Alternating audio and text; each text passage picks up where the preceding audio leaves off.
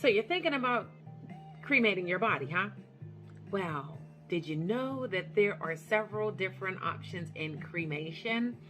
Yes, because there are more and more people today that want to do the cremation. You know, the funeral homes had to come up with some options so that they can still make money, right?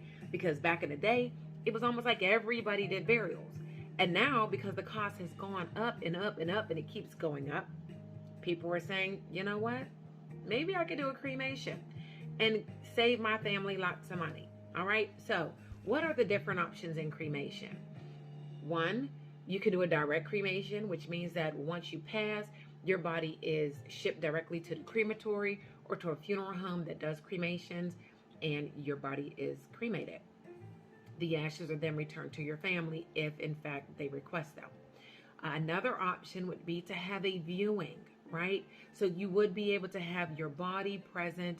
That includes embalming. It includes professional service fees from the funeral home because they're going to make sure that they're dressing you and your makeup is right because you're going to be laid out, as well as having that time, whether it is 1 or 2 days, that you allow the family and friends to come and do the normal, almost like a traditional funeral, except for once you're done with the funeral home and the services, instead of going to the cemetery, they would ship your body off to be cremated.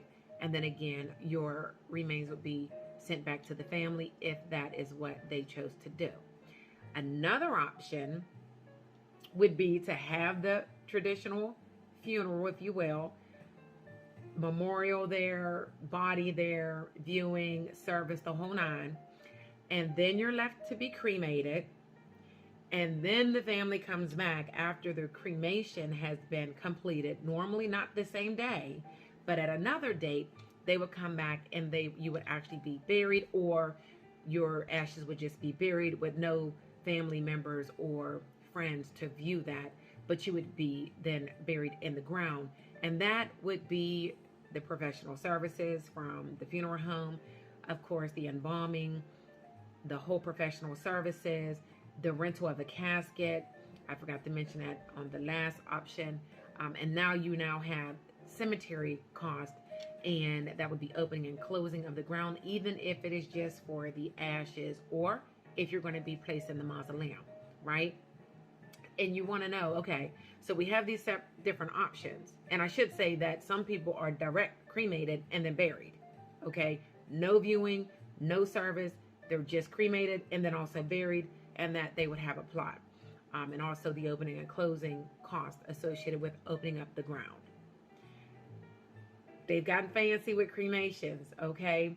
Because some people still want to have the closure for their family, so they want to have the service, but they don't want to spend a lot of money with the casket, so they know that they're cutting costs on renting a casket, and so, they're saving money there. But there is still some money when you're dealing with a cemetery. It's going to be separate than a funeral home cost if you are going to be buried. It is completely up to you. It is your prerogative what you want done, but there are different options. So when I hear people say, oh, I'm going to be cremated, and then I ask them, okay, so is that going to be a direct cremation? Are you having a viewing? Are you having a memorial? Are you being buried? They're like, what? Yes, there's different options, okay? And that doesn't even include if, in fact, they wanted to buy certain jewelry or different urns to split some of the ashes up before they're buried, or if they're not buried, to split the ashes up for family, okay? Like, you can get ashes in watches, in bracelets, in necklaces, in earrings, you name it, they can create it, okay? Because this is another way for, of course, the funeral homes to make money, as well as the individuals that are creating these memorial type pieces of jewelry. And they're beautiful. They really are.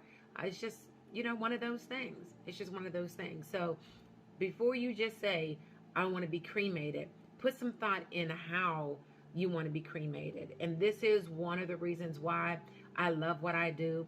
And I love the program that I can provide, which is the Family Support Service, because they receive the forms that actually will help them decide exactly how they want to be handled. And so their family won't have to think about that at the worst time of their lives we would just help them and say, listen, this is what your mom, or this is what your daughter, or this is what your cousin, or this is what your aunt, or this is what your husband or spouse, whatever, this is what they wanted. And so it takes that burden off of them, the family members that are left to take care of the arrangements, because you already took care of it. So feel free to hit me up. I'm here to help anyone from age 30 days old up to age 85. Stay tuned to this channel so that you can learn more about final expense insurance, as well as just final arrangements, because we're all going to hit that day one day. And if you care about your loved ones, you are going to take care of your final arrangement. All right? Period.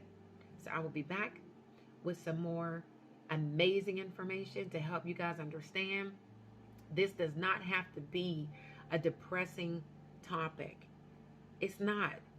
We live these lives. We know that they're temporary.